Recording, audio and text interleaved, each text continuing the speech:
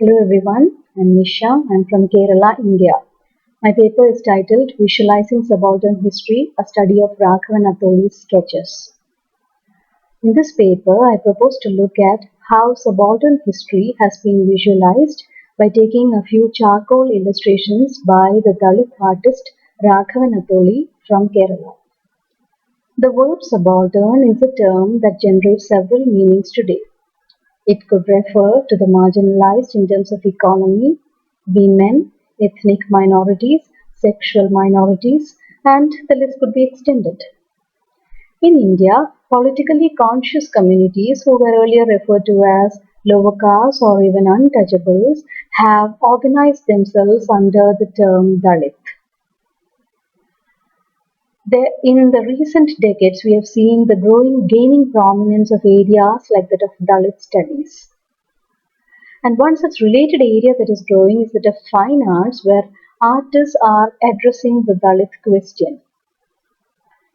Artists are trying to recapture Dalit life, both rural as well as urban, experiences of untouchability, the defining moment in the lives of Dalit leaders through their art. But very few attempts have been made in capturing the subaltern history, and this is where Raghavan Atholi stands out. For in the few illustrations that we are going to look at, we'll find that he has captured the subaltern history of Kerala. And he does this by taking into account the life of a prominent Dalit leader of Kerala by name Ayyangali and the movement that he led.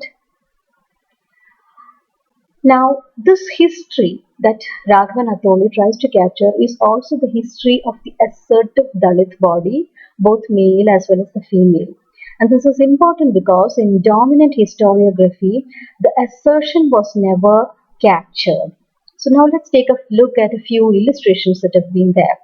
As I've already mentioned, this is the first illustration. As I've already mentioned earlier, it is the defining moment of the lives of leaders that were usually captured. And the defining moment in the life of Ayyangali that is captured by Raghavan Atholi is that of his journey, a historic journey that he made in a vehicle which is called as the Villuvandi. Villu refers to a bow, and you'll find that this vehicle is in the shape of a bow. Across I quote, forbidden street that was open only to caste Hindus. And this took place in the year 1893. The sociologists and anthropologists in describing the caste system have done it from the elitist point of view in India. Subsequently, in Kerala, the focus has been on the physical distance that had to be maintained by various Dalit groups towards the dominant caste, subservient postures and subservient language. Though appalling conditions did exist, it is not those that are focused by Atholi but on the assertion.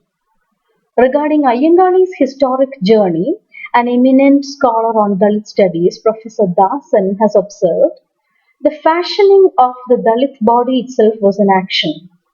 In contrast to the Dalit body formulated discursively by the elite community, where it was marked by subservient posture to every form of feudal lordship, Ayyangali acted out the posture of the Tamburan.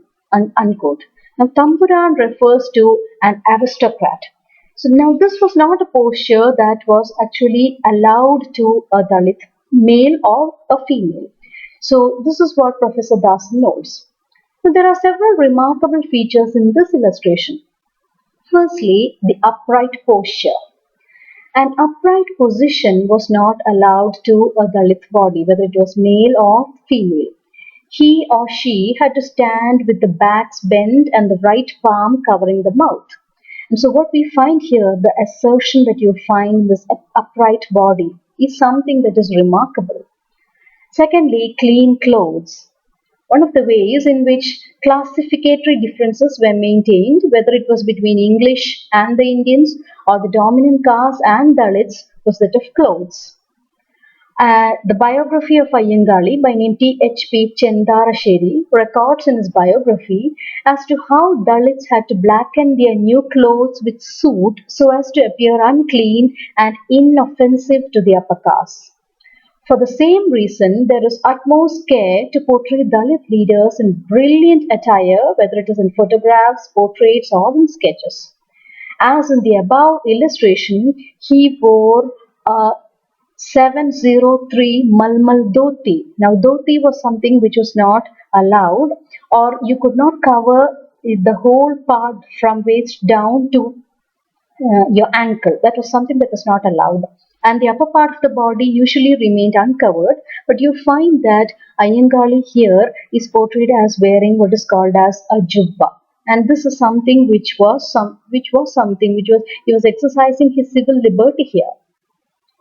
And he is also supposed to have worn a talappavu. You find that a talappavu refers to the turban that he is wearing on his head.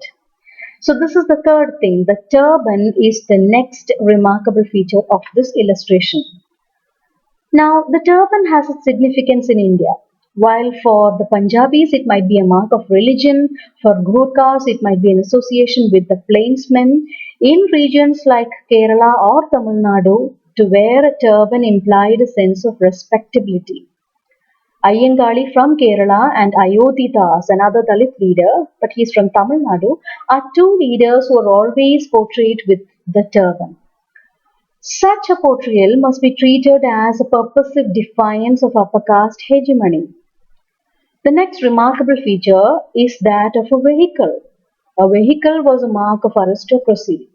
Even if one possessed the means, a member of a Dalit community had to walk and take a path through forest tracks or hill tracks. Ayangali exercised his civil liberty by travelling through a street that was open only to the elite. And the last remarkable feature is that of the upheld dagger. This act of defiance, that is, of travelling through a forbidden street, drew the wrath of the upper caste, and to defend himself he had to resort to violence, which itself was a reversal of roles. For it was always the Dalit labourer who was inflicted upon with violence and not the other way around. So the upheld dagger to ward off his attackers is an assertive posture that the artist Raghavan Natoli tries to capture. Now let's take a look at another illustration.